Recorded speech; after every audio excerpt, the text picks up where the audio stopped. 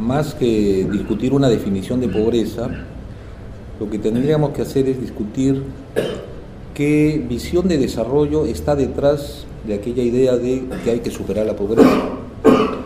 ¿A qué enfoque de desarrollo aludimos cuando decimos hay que luchar contra la pobreza? Y creo que eso es importante porque, coincidiendo en que más allá de las cifras y de los órdenes de magnitud que esta revela, de lo que se trata es de discutir sobre la sostenibilidad y la permanencia de este proceso de reducción de la pobreza. Y creo que no podemos entrar en esa discusión acerca de la continuidad de estos esfuerzos y su sostenibilidad si no tratamos de develar qué hay detrás de esta concepción de pobreza y de lucha contra la pobreza. Creo que por eso es importante este cotejo entre un concepto de pobreza monetario y un concepto de pobreza multidimensional, sin que ello reduzca para nada la importancia del enfoque monetario, porque este enfoque monetario de hecho también vincula el problema con el mercado, con la capacidad de generación de ingresos, etc. Pero cuando nos ubicamos en una visión multidimensional de la pobreza, estamos entrando a un terreno semejante a cuando queremos evaluar el crecimiento y el desarrollo desde una dimensión también multidimensional, es decir, que vaya más allá del aspecto puramente económico. Y entonces, cuando hacemos ese tránsito, empezamos a ver algunos resultados y realidades interesantes. Una visión multidimensional de la pobreza, entonces nos remite a una visión multidimensional del desarrollo, a lo que ahora tiende a generalizarse como visión de desarrollo humano, es decir, un desarrollo en donde lo que importan son las capacidades y las oportunidades de la gente. En ese enfoque, la pobreza viene a ser una privación de esas capacidades y de esas oportunidades. La pobreza viene a ser una especie de ausencia de libertades para que la gente decida qué hacer con su vida y qué oportunidades aprovecha. Por eso es que son importantes los esfuerzos por medir la pobreza desde ese punto de vista multidimensional. El PNUD, por ejemplo, en sus informes de desarrollo humano desde el año 2010, incluye un cálculo del índice de pobreza multidimensional. Varios años antes, el año 97, CEN propuso una medición del índice de pobreza humana, que era un índice que lo que hacía era poner en negativo lo que eran los componentes del índice de desarrollo humano. Entonces, si el índice de desarrollo humano tiene un componente de esperanza de vida, el índice de pobreza humana tenía como indicador la probabilidad de que la gente no tenga más allá de 40 años, por ejemplo, de esperanza de vida. Si el índice de desarrollo humano considera los logros educativos, el índice de pobreza humana en este campo considera la tasa de analfabetismo adulto. Si el índice del IDH considera el nivel de vida en positivo, el índice de pobreza humana considera el porcentaje de niños, por ejemplo, con peso menor del necesario, etc. Se abandonó este índice para reemplazarlo por el índice multidimensional. ¿Qué ventajas creo que tiene esta ubicación del índice multidimensional? No creo que se trate de comparar los resultados agregados entre la pobreza monetaria y la pobreza multidimensional, porque de hecho en un cálculo de pobreza multidimensional hay un corte que es arbitrario, ¿no es cierto? Ponemos 30 o 40% como el umbral a partir del cual, o por debajo del cual una persona es pobre. Lo que sí creo que permite el índice de pobreza multidimensional y en general las mediciones multidimensionales de pobreza es poner en perspectiva el conjunto de limitaciones estructurales que afectan la vida de la gente.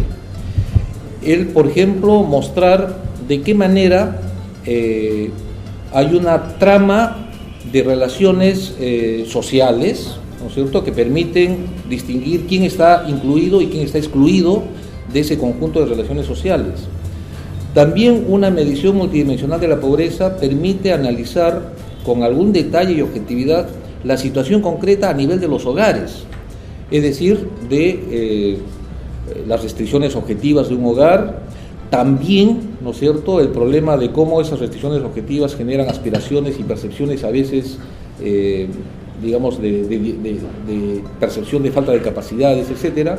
Y algo muy importante, la pobreza multidimensional ayuda a entender cómo el conjunto de las relaciones sociales y políticas, el papel de la política pública y la participación en las decisiones, y en esto tienen importancia sobre la vida de la gente.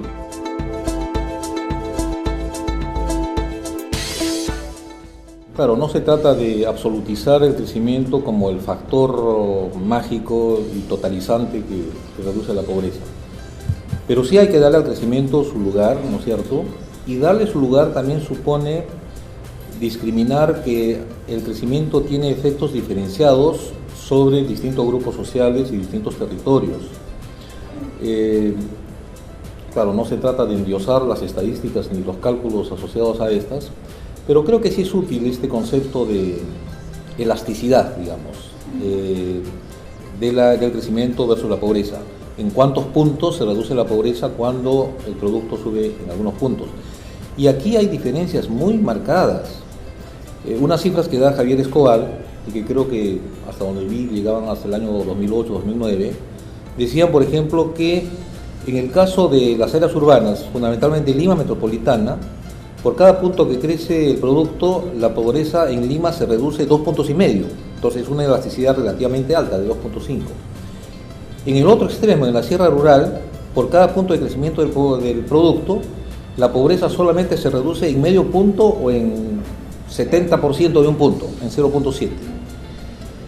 Entonces, si según las últimas cifras, vemos que la pobreza en la sierra rural está por encima del 50%, no sé si es 52 o 53%, con este estilo de crecimiento, cuyo efecto en la sierra rural tiene estas consecuencias, ¿no es cierto?, en reducción de la pobreza, necesitaríamos aproximadamente 20 años para reducir la pobreza en la sierra rural, con este modelo, con este estilo de crecimiento y esta elasticidad. ¿Y qué cosa es de aquí a 20 años? Es pasar el año 2030, ¿no es cierto? Si pensamos que probablemente en los años siguientes la economía peruana ingrese a algún ciclo descendente de largo plazo, y que además estos años, las próximas 2 décadas, van a ser décadas de inevitable aceleración de los impactos del cambio climático, con efectos en el crecimiento, entonces tendríamos una perspectiva de que la reducción de la pobreza en la sierra rural aparecería sumamente complicada, porque ya lo ha demostrado su actual dinámica en términos de crecimiento, y porque hacia adelante ese crecimiento va a ser cada vez más complejo y además va a estar interferido por factores perturbadores asociados al cambio climático. Creo que esa es una perspectiva sobre la cual hay que reflexionar, y entonces hay que ver de qué manera no es que abandonamos la importancia del crecimiento, sino que hacemos un esfuerzo por dotar a este crecimiento de otras características bastante más inclusivas que las que tiene hasta ahora.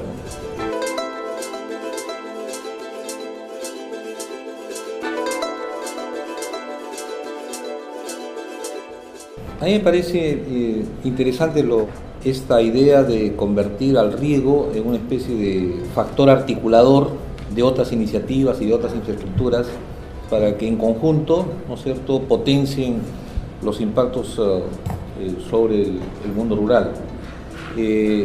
Antes se pensó, y creo que todavía sigue siendo válido, que este factor articulador sean también los caminos, es decir, la vialidad, como una especie de infraestructura habilitadora de otras infraestructuras, ¿no es cierto?, de modo que la política se oriente a esta idea de ofrecerles a los espacios rurales paquetes conjuntos de infraestructura básica rural, y no solamente el camino aislado o el riego aislado, etc.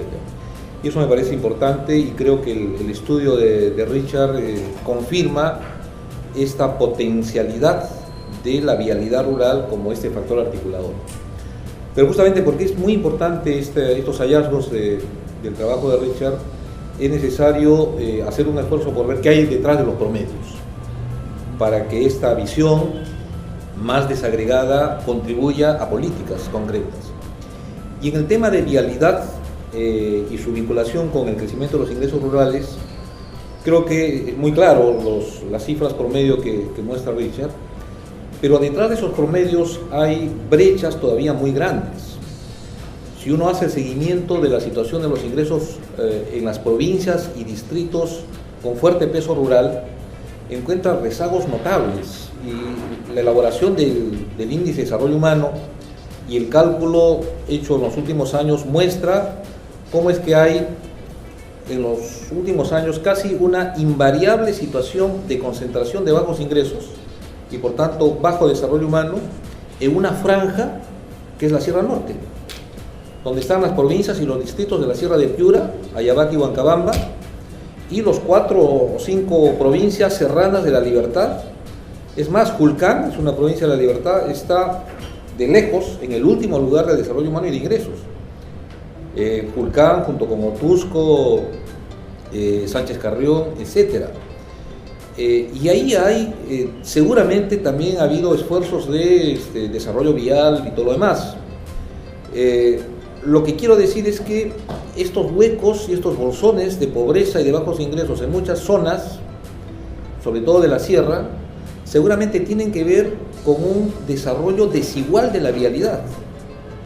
Y si uno revisa las inversiones y la composición de las inversiones en vialidad en los últimos 15 o 20 años del Ministerio de Transportes, encuentra que si bien ha habido una importante orientación hacia los caminos rurales, el grueso de la inversión ha estado en las vías nacionales y en el asfaltado de las vías nacionales.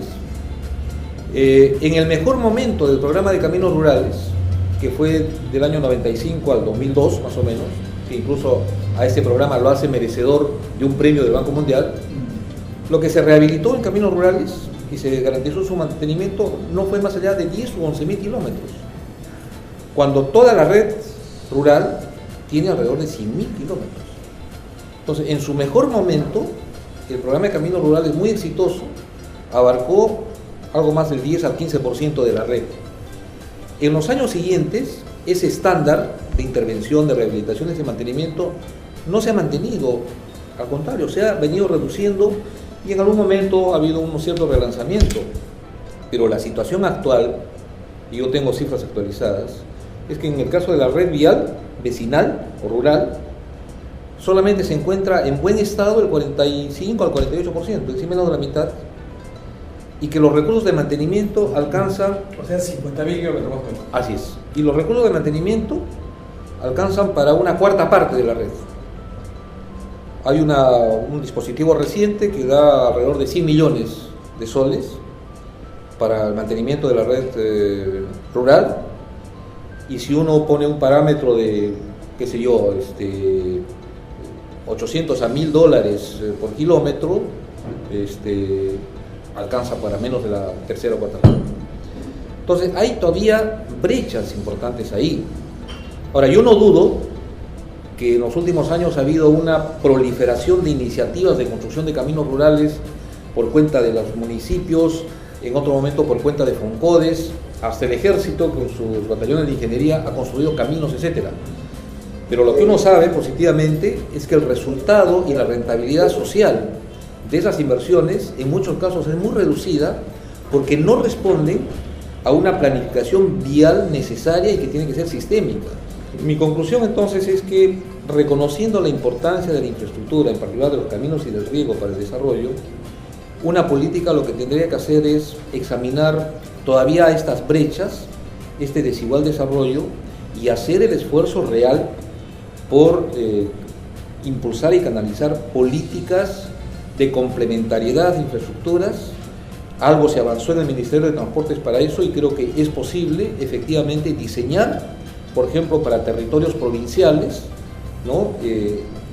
Con la Municipalidad Provincial al frente, más el Ministerio de Transportes, Agricultura, Electrificación Rural, paquetes conjuntos de estas infraestructuras básicas cuyo impacto en reducción de la pobreza rural e impulso al desarrollo es enorme y está documentado en el Perú y en otros países.